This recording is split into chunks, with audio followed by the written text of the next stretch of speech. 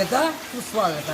ಇಂದಿನ ವಿಷಯವೇನೆಂದರೆ ಬೀದುರ್ಗ ಗ್ರಾಮದಲ್ಲಿ ಧಾರಾಕಾರ ಮಳೆಯಿಂದಾಗಿ ಜನ ಜೀವನ ಅಸ್ತವ್ಯಸ್ತವಾಗಿದೆ. ಇಲ್ಲೊಬ್ಬ ಗ್ರಾಮಸ್ಥರು ಸಿಗ್ತಾರೆ ನೋಡ್ರಿ. ಈಗ ಅವ್ರಿಗೆ ಮಾತಾಡ್ಸಂಬರ್ರಿ ಏನು ಇವತ್ತಿನ ಸಿಚುವೇಶನ್ ಇದೆ ಅಂತ. ಹಲೋ ಸರ್, ನೋಡಿ ನಾವು ಇದರಿಂದ ಬಂದಿದ್ದೀವಿ. ಈ ಮಳೆಯ ಧಾರಾಕಾರದಿಂದ ಏನೇನು ಇದಾಗಿದೆ ಅದಾಗಿದೆ ಅಂತ ಹೇಳ್ತೀವಿ. ನೀನು ರಾಮಣ್ಣ ಬಂದ ತಾನೇ ಸರ್ ನೀವ್ಯಾರು? ಬಸ್ಸಲ್ಲಿಲ್ಲ ನೋಡಿ, ನಾನು ಟಿವಿ ತಗೊಂಡೆಲ್ಲ. ಹೌದು,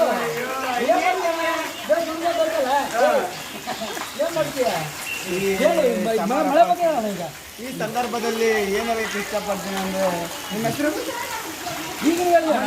ಮಂಜು ಅವರೇ, ಧಾರಾಕಾರ ಮಳೆ ಸುರುವುದರಿಂದ ನಮ್ಮ ಶಿಬಿರಾರ್ಥಿಗಳೆಲ್ಲರೂ ಅಸ್ತವ್ಯಸ್ತರಾಗಿ ಎಲ್ಲೆಲ್ಲೋ ಇದ್ದಾರೆ.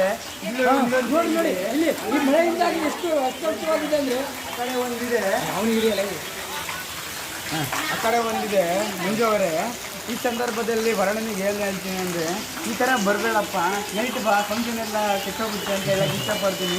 ಈ ಥರ ಬಂದರೆ ಕೆಲಸಗೆಲ್ಲ ಹಾಳಾಗಲ್ವಾ? ನೈಟ್ ಬಂದರೆ ಫಂಕ್ಷನ್ ಹಾಳಾಗಲ್ಲ. ಎಲ್ಲೇದು ವರ್ಣ ನಿಮ್ಮ ಸಮಸ್ಯೆ? ಮಂಜು ಅವನಿಗೆ ಒಂದು 10 ರೂಪಾಯಿ 20 ರೂಪಾಯಿ ಕೊಟ್ಟು ಕಳಿಸಿ ವರ್ಣನಿಗೆ. ಸರಿ ಸರಿ ನೋಡಿ ಫ್ರೆಂಡ್ಸ್, ಈಗ ಕೇಳಿದ್ರಲ್ಲ ಗ್ರಾಮಸ್ಥರು. ಈಗ ಶಿಬಿರಾರ್ಥಿಗಳಿಗೆ ಕೇಳಂಬರ್ರಿ. ಖುಷಿ ಆಗ್ತಿ ನೋಡಿ ಫ್ರೆಂಡ್ಸ್. ಸಮಾಧಾನ ಮಾಡೋಕ್ಕೆ ಕಷ್ಟ ಆಗುತ್ತೆ ಅಂತ ಹೇಳಿ ಮಳೆ ಬರಲಿ ಅಂತ ಇನ್ನು ಕಾಯ್ತಿದ್ದಾರೆ ಇವರು. ಆದ್ದರಿಂದ ಇನ್ನು ಅಲ್ಲಿ ಮುಂದೆ ಹೋಗೋಣ ಬರ್ಲಿ ಫ್ರೆಂಡ್ಸ್.